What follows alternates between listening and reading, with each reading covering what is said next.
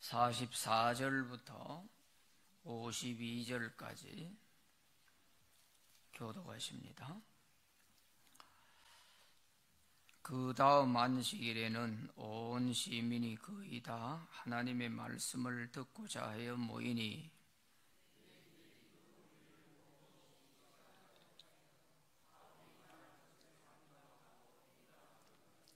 바울과 바나바가 담대히 말하여 이르되 하나님의 말씀을 마땅히 먼저 너희에게 전할 것이로되 너희가 그것을 버리고 영생을 얻기에 합당하지 않은 자로 자처하기로 우리가 이방인에게로 향하노라.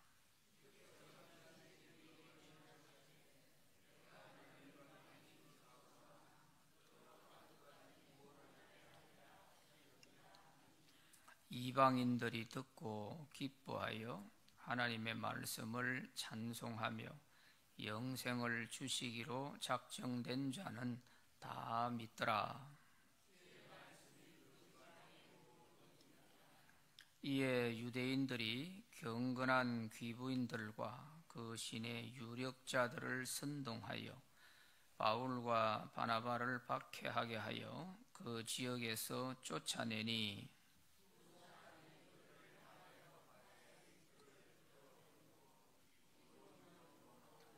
제자들은 기쁨과 성령이 충만하니라. 아멘. 서울 장석교회는 온 교인들이 전도 잘하기로 유명한 교회입니다. 교회 전도주의를 앞두고 온 교인들이 전도를 하러 나갔습니다. 장로님 한 분은 나가서 전하는 데마다 거절을 당했어요. 무려 30명에게 전도를 했는데 전부 거절을 당한 것입니다. 의욕을 완전히 잃었습니다. 이제는 사람들을 만나는 것조차도 싫어졌습니다. 이렇게 낙심해 있던 장로님은 버스 정류장에서 버스를 기다리고 있는 한 학생을 발견하고 다가갔습니다.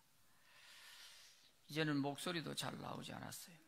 떨리는 목소리로 학생, 내가 이 전도지를 좀 읽어주려고 하는데 잠시 시간 좀 내줄 수 있겠나 하고 말했습니다.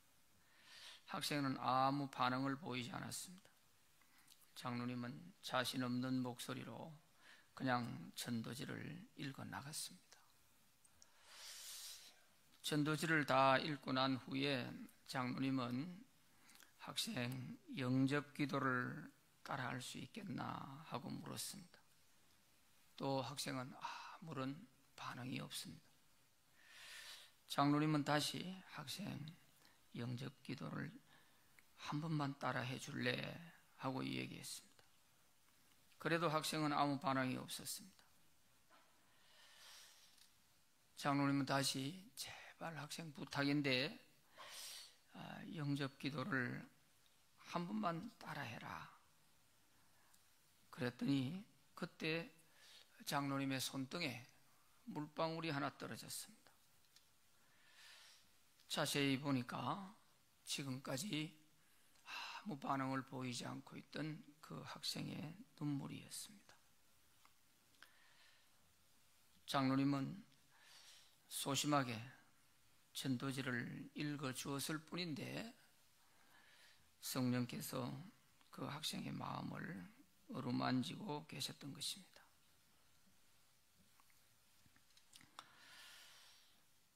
그 학생은 그날 눈물을 흘리면서 영접 기도를 했고 또 자신의 부모님들의 또 가족들 이름을 다 적어주면서 장로님, 우리 엄마 아빠도 꼭 전도해 주세요 하고 얘기를 했다는 것입니다.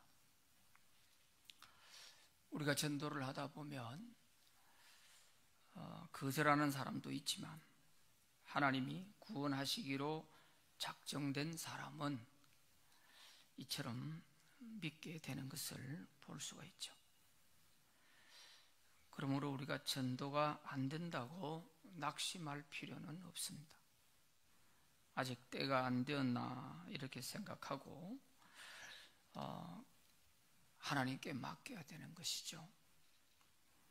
내가 하려고 하니까 될 때는 좋고 안 될 때는 낙심이 되고 그런 것입니다.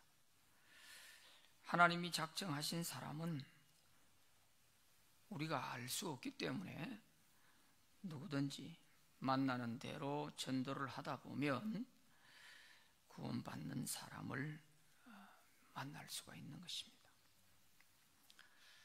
오늘 읽은 사도행전 13장의 말씀은 사도 바울이 바나바와 함께 터키 내륙에 있는 비시디아 안디옥에 가서 전도했을 때 있었던 일입니다.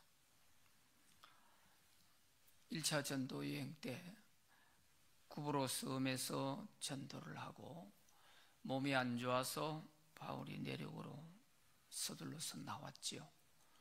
그래서 이 비시디아 안디옥으로 들어가게 됐는데 처음에 가서 첫 안식일 날 회당에서 복음을 전하는데 거기 모였던 사람들이 너무 좋아하면서 예수님을 영접하고 기뻐했어요. 그리고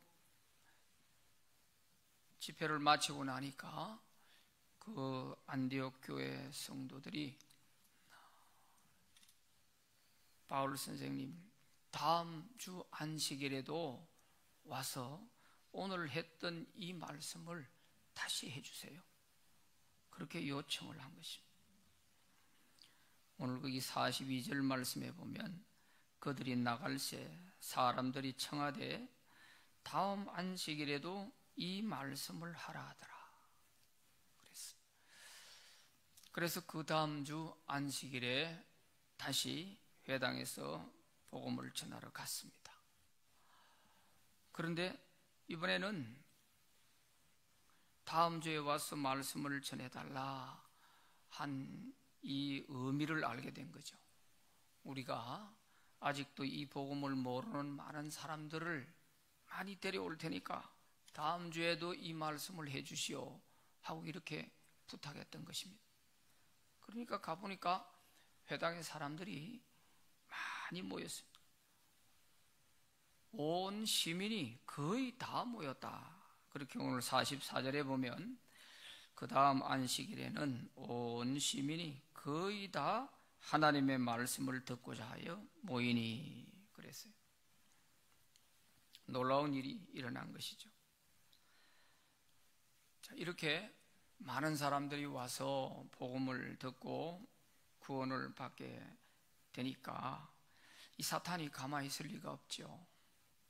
그래서 사탄이 방해를 하게 됩니다. 그것도 다른 사람이 아닌 그 회당에 나오는 하나님을 믿는 유대인들이에요. 유대인들. 45절에 거기 보면 유대인들이 그 무리를 보고 시기가 가득하여 바울이 말한 것을 반박하고 비방하거늘 바울과 바나바가 담대히 말하여 이르되 하나님의 말씀을 마땅히 먼저 너희에게 전할 것이로되 너희가 그것을 버리고 영생 얻기에 합당치 않은 자로 자처하기로 우리가 이방인에게로 향하노라 하고 안디옥을 떠나게 되는 것을 볼 수 있습니다. 유대인들은 하나님을 알고 있는 사람들이에요. 또 하나님을 믿고 하나님의 율법의 말씀을 철저히 지키는 사람들이에요. 불신자가 아닙니다. 그런데 이들이 복음을 듣고 구원받으려고 하는 사람들을 방해하는 것입니다. 참 아이러니한 일이에요. 성경을 읽다 보면 참 이해하기 어렵다 하는 그런 부분을 가끔씩 보는데 그 중에 하나가 바로 이런 현상입니다. 하나님을 믿는 사람이라면 하나님이 이렇게 한다, 또 하나님이 그 아들을 보내셨다 이렇게 하면은 뭔가 조금 깊이 생각을 해봐야 될 텐데 이 유대인들은 시기가 가득했다. 이건 좋지 않은 것이죠. 이거는 정상적인 생각이나 정상적인 마음이 아니라는 것입니다. 시기는 주로 사탄이 사용하는 무기잖아요. 시기, 질투, 미움, 회방, 이런 것들은 사탄이 가장 좋아하는 도구들입니다. 그런데 이 유대인들이 이렇게 바울에 대해서 반박하고 비방하고 이러니까 거기에서는 더 이상 복음을 전하기가 어렵겠다, 이렇게 판단을 하고 바울과 바나바가 그곳을 떠나게 됩니다. 떠날 때 어떻게 떠났느냐? 거기 46절에 보면 우리가 하나님의 말씀을 유대인들 당신들에게 먼저 전했지만 그러나 당신들이 영생 얻기에 합당치 않은 자로 자처했다 그랬어요. 바울은 어디를 가든지 복음을 전할 때 회당에서 복음을 전한 경우가 많습니다.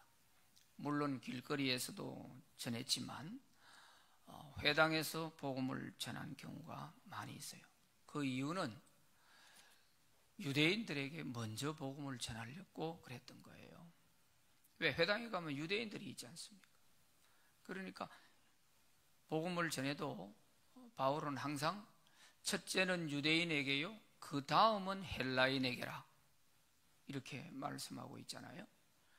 그러니까 이 유대인들은 하나님께 먼저 택함 받은 사람들이고, 그러기에 구원의 모든 그 첫째 바톤이 이 유대인들에게 있다 하는 것을 바울은 인정하고, 또 그것에 대해서 하나님의 뜻이라 생각하고 어디를 가든지 유대인들에게 먼저 복음을 전했습니다. 이 원칙을 꼭 지켰어요. 그런데 복음을 받아들이는 유대인들은 이런 것을 전혀 생각하지 않아요. 그래서 여기에 아주 의미 있는 영생 얻기에 합당하지 않은 자로 자처했다 그랬어요. 이 말은 구원의 복음을 거부했다는 뜻이죠. 구원의 복음을 안 받아들이겠다고 아주 그냥 작정을 한 거예요. 이런 모습을 보고 바울과 바나바는 떠나게 된 것입니다. 떠날 때 발에 먼지를 다 떨어버리고 떠났다 그랬죠. 이건 참 무서운 얘기입니다. 발에 먼지를 떨어버리고. 이것은 예수님께서 마태복음 10장 14절에서 누구든지 너희를 영접하지도 않고 너희 말을 듣지도 않으려고 하거든 그 동네에서 발에 먼지를 떨어버리고 떠나라, 그렇게 예수님이 말씀을 하셨어요. 그러니까 그 말씀에 따라서 바울은 먼지를 떨어버리고 안디옥을 떠나게 되는 것입니다. 여기서 이 먼지를 떨어버린다 하는 이것은 유대인들 풍습에 관계 단절을 의미할 때, 당신들하고는 이제는 끝이야 하고 관계 단절을 의미할 때 먼지를 떨어버려요. 우리가 어떤 일을 하다가도 손 놔버릴 때 어떻게 합니까? 손 틀잖아요. 바로 그런 의미죠. 또 두 번째 의미는 뭐냐면 청결을 의미할 때, 왜? 더러운 것이 묻었을 때 떠는 거죠. 이런 의미로 발에 먼지를 떱니다. 그러나 또 세 번째 의미는 우리하고는 책임이 없다, 우리 할 바 다 했으니 나머지 당신에게 미치는 심판에 대한 모든 화는 당신들에게 책임이 있다, 그런 의미가 있는 것입니다. 그게 바로 발에 먼지를 떨어버리고 떠난다 하는 그런 의미가 되는 것입니다. 자, 이렇게 한쪽에서는 생명의 복음을 전해서 이 복음으로 영혼을 살리려고 하는 반면에, 또 한쪽에서는 하나님을 아는 자들이, 그것도 조상 대대로 하나님을 믿어왔던 이 유대인들이 생명의 복음을 전하지 못하도록, 또 이 복음 듣고 구원받으려고 하는 사람들을 구원받지 못하도록 이렇게 방해하는 이런 일들이 한 장소에서 동시에 일어나고 있는 것입니다. 이것은 성경 어디를 봐도 예수님이 오신 이후에는 항상 이 일이 동시에 같이 일어나고 있는 것을 볼 수 있어요.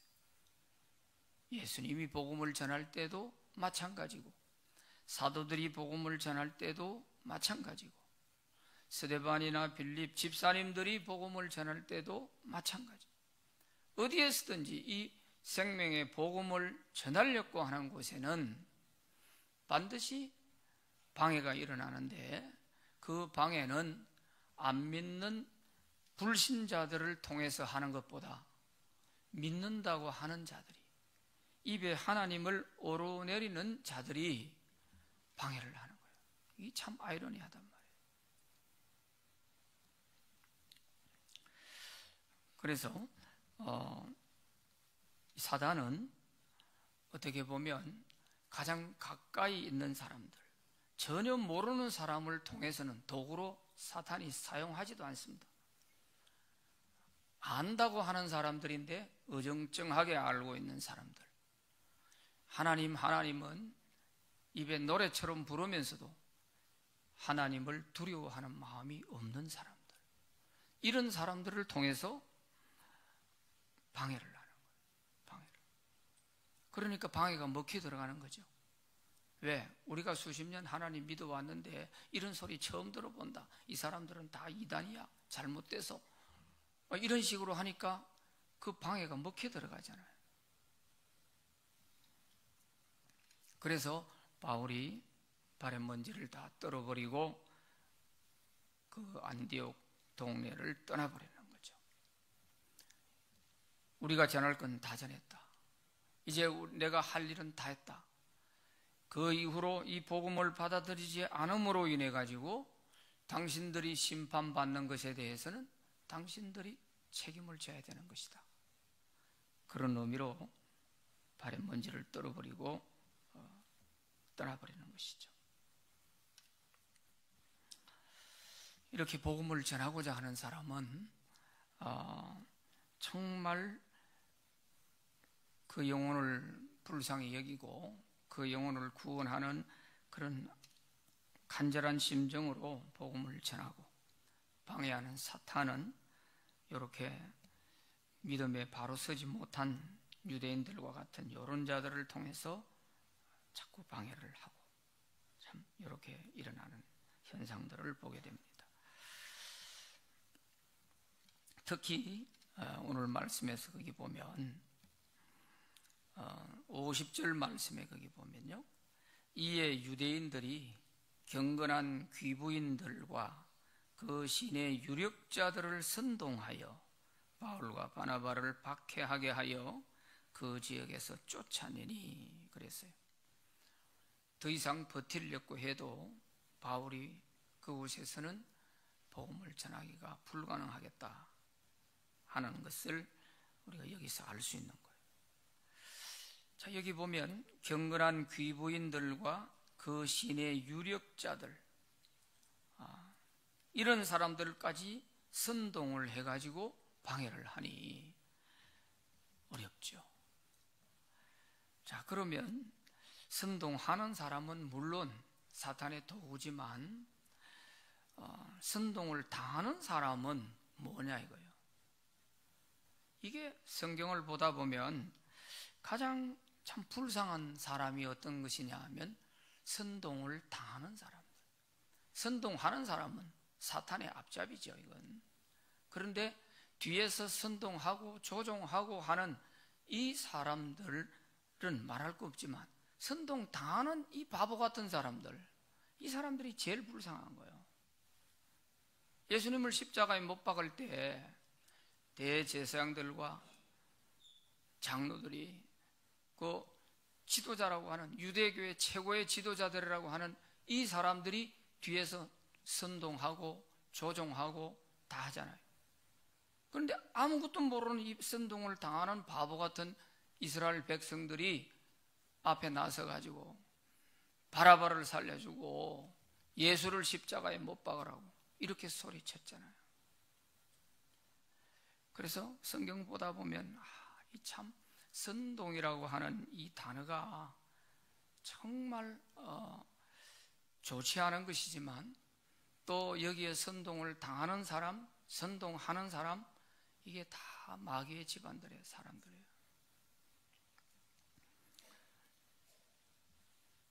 왜냐하면 자기 스스로가 판단하지 못한다는 뜻이죠. 옳고 그런 것을 자기 스스로가 판단하지 못하니까 선동하는 사람의 선동을 당하게 되고, 또 어떤 사람들, 유력자들, 귀부인들, 뭔가 영향력이 있는 이런 사람들을 통해서 이렇게 방해를 하게 되죠. 이 방해가 다른 것도 아니고 자기들의 영혼이 살고 죽고가 달려있는 거예요. 이런 중요한 문제를 가지고 선동을 하는데 여기에 자기의 아무 생각 없이 선동을 당하고 방해하는데 앞장을 섰다. 이건 참 그냥 지나갈 수가 없는 거잖아요. 이거는 화를 당할 때 하나님의 심판이 이들을 피해갈 수가 없는 것이죠. 바로 이런 모습들을 볼 수가 있어요. 그래서 51절에 보면 두 사람이 발에 티끌을 떨어버리고 먼지를 떨어버리고 이고니온으로 갔다 그랬습니다. 그러나 그런 반대하는 가운데서도 하나님께서 영생 주시기로 작정된 자는 다 믿더라 그랬습니다. 48절 다 같이 한번 읽어보시죠. 시작. 이방인들이 듣고 기뻐하여 하나님의 말씀을 칭송하며 영생을 주시기로 작정된 자는 다 믿더라 그랬습니다. 여기 보면 이방인들이 듣고 기뻐했다. 유대인들은 방해를 하는 반면에 하나님을 전혀 모르고 있던 이 이방인들은 오히려 기뻐하고 하나님의 말씀을 찬송하며, 이게 좀 특이하지 않습니까? 하나님을 찬송하며 이렇게 돼야 되는데 하나님의 말씀을 찬송하며, 여기만 나오는 부분이에요. 하나님의 말씀을 찬송하며 영생을 주시기로 작정된 자는 다 믿더라. 자기들이 들은 그 복음의 말씀, 이 복음의 말씀을 들어보니까 정말 예수를 알게 된 것이 얼마나 감사하고, 예수님이 아니면 구원받을 길이 없다고 전하는 그 바울의 메시지를 들을 때에 야, 정말 우리가 오늘 이 말씀을 잘 들었구나. 이 하나님의 말씀을 우리가 못 들었더라면 우리는 영원히 지옥 갈 거 아닌가. 이런 감동을 받은 사람들이 하나님의 말씀을 찬송하며 이렇게 표현이 된 것입니다. 그리고 영생 주시기로, 하나님이 영생 주시기로 작정된 자는 다 믿더라. 참 놀라운 말씀이에요. 아무리 반대를 해도 하나님이 예수 믿기로 작정해 놓으시고 불러서 구원하시기로 정해 놓은 사람은 어깨너머로 들어서라도 구원받는 거예요. 우리가 전도하다 보면 그럴 때가 있어요. 가끔 제가 구역에 신방 갔을 때도 구역 모임이라 해서 갔는데 보니까 거기에는 이웃에 사는 안 믿는 사람이 가끔 데려왔다 하는 그런 사람이 있어요. 가서 말씀 듣다 보면 그런 사람이 오히려 기뻐하고 그런 사람이 눈물을 흘리면서 예수를 영접하는 그런 경우가 몇 번이 있었어요. 저 삼복도로에서 예배를 드리다 보면 그래서 정말 교회는 다니고 있어도 도대체 이 사람이 구원받았나 좀 알쏭달쏭한 이런 사람이 있는 반면에, 전혀 예수를 모르던 사람이 그냥 한번 이웃 사람 따라가자 해서 따라왔다가 그 사람이 오히려 예수 믿고 주님을 영접하고 거듭나고 하는 이런 모습을 볼 수가 있는 거예요. 그러니까 영생 주시기로 하나님이 작정된 자는 어떤 방법을 통해서도 아무리 방해를 해도 그 사이에 전하는 그 말씀 듣고도 받아들이는 사람이 있는 거예요. 장석교회 장로님이 30명에게 거절을 당했지만 그 마지막에 학생 하나를 보고 자신감도 없이 그냥 전도지 읽어주면서 사정하다시피 영접기도 한번 따라할 수 있겠나? 한 번만 따라해 줄래?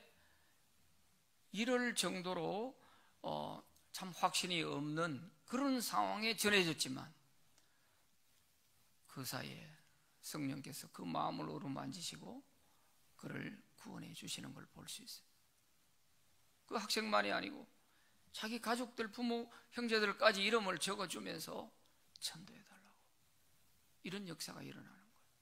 그러니까 우리가 복음을 전하다 보면 이해할 수 없는 그런 일들이 우리가 전하는 전도 현장에서도 일어나고, 성경을 봐도 그런 사건이 비일비재하고, 예나 지금이나 생명의 역사는 똑같은 것입니다. 그래서 우리가 전도할 때에 이런 거부하는 자들이 있을 때에 우리가 낙심하지 말아야 돼요. 안 되는 사람은, 안 받아들이는 사람은 아직 하나님이 부르시는 때가 아니구나, 이렇게 생각하고 그냥 지나가면 돼요. 굳이 우리가 무슨 하나님이 된 것처럼 저주까지 해가면서 받아들이기 싫으면 치아버려라, 이렇게 할 필요가 없어요. 그건 다음 문제는 하나님께 맡기는 거예요. 다음 때가 되면 될 것이고, 오늘 내가 해서 안 되는 사람, 다른 사람이 와서 하면 또 될 수 있는 것이고, 그러니까 그걸 내가 종지부를 찍으려고 하면 안 돼요. 하나님이 하시는 일은 우리가 다 헤아릴 수가 없기 때문에 하나님께 맡기는 거예요. 다만 우리가 할 일은 다 한 거잖아요. 그 사람이 끝까지 아마 사는 동안에 복음을 받아들이지 않고 거부했다면 이제 주님 앞에 갔을 때 변명의 여지가 없죠. 너는 이런 사람을 통해서 분명히 전도를 받아놓고 네가 안 받아들였지 않냐, 이렇게 되면 변명의 여지가 없는 거잖아요.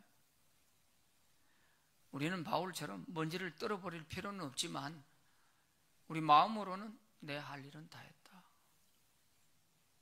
내가 전할 것은 다 전했다, 이런 마음 가지면 되는 거예요. 그러나 단지 문제는 우리가 이런 영혼들을 대할 때 내가 예수 믿는다고 하면서, 교회 오래 다녔다고 하면서 새신자들에게 방해가 되지 말아야 된다는 거예요. 이게 제일 문제. 그래서 전도를 아무리 많이 해도 교회 분위기가 좋지 않으면 아무리 하나님이 보내줘도 그 사람들이 정착이 안 됩니다. 교회가 뒤숭숭하고 교회가 이러니 저러니 이래서 하면은 아무리 새신자들이 와도 정착이 될 수가 없죠. 그럼 누가 방해합니까? 교회 다니고 있는 사람, 전도하는 사람은 그렇게 예를 써가지고 기도하고 눈물을 흘려가며 이래서 모시고 오는 그 사람들 아무런 감각이 없어요. 그러니까 온갖 얘기를 새신자가 있는지 없는지 그냥 가리지도 않고 툭툭 내뱉는 그 말들이 새신자로 하여금 구원의 장애가 되게 하는 것이죠. 그래서 이런 부분들을 우리가 주의해야 됩니다. 유대인처럼 이렇게 적극적으로 뭐 하는 것이 아니라 할지라도 먼저 믿는 우리가 기도로 협력하고 또 같은 마음을 가져야 새로운 영혼들이 왔을 때 이들을 정말 귀하게 여기고 우리가 잘 영접할 수가 있는 것입니다. 우리의 기도가 꼭 하나님이 기뻐 받으시는 기도가 되고, 또 하나님이 예정하시고 우리 교회를 믿고 보내주실 그 영혼들이 이번 주일 올 때에 정말 우리 교회를 통하여서 그들이 구원받고 또 하나님 말씀을 통해서 거듭나는 그런 귀한 역사가 있게 되기를 바랍니다. 기도합시다. 하나님 아버지 감사합니다. 이 아침에도 우리가 한 영혼 한 영혼을 위해서 사단의 모든 방해를 막기 위해서 이 새벽에도 기도하러 모였습니다. 우리의 모든 간구를 다 들으시고 한 영혼 영혼을 위해서 기도하시는 성도들의 그 모든 기도가 정말 하나님을 기쁘시게 하는 기도가 되며 또 하나님이 도로 응답하셔서 이번 주일에 꼭 구원받을 영혼, 작정된 영혼 다 보내주시옵소서. 약속된 분들이 다른 곳으로 가지 않도록 날씨도 적당하게 해주시고 또 나온 자들이 다 하나님의 말씀을 잘 이해하고 받아들여서 하나님 말씀을 찬송한 안디옥 교회 사람들처럼 놀라운 구원의 역사들이 일어나도록 은혜를 내려 주시옵소서. 이 일을 위해 준비하며 애쓰는 모든 분들, 또 새벽마다 기도에 동참하는 성도들 하나님이 꼭 기억해 주시기를 원합니다. 영혼을 위해 애쓰는 자들에게 이 모든 것 다 주신다 하셨으니 하나님께서 이 말씀대로 너희가 먼저 하나님의 나라와 의를 구하면 모든 삶을 책임져 주시겠다고 하신 말씀대로 우리에게 그런 복을 내려 주시옵소서. 이번 기회는 특별히 또한 하나님께서 우리가 기관별 초청 잔치로 모시고자 합니다. 하나님께서 보내주실 영혼들 기관에서 구역에서 잘 영접할 수 있도록 은혜를 주시고 사단의 그 모든 방해들을 하나님께서 다 물리쳐 주시옵소서.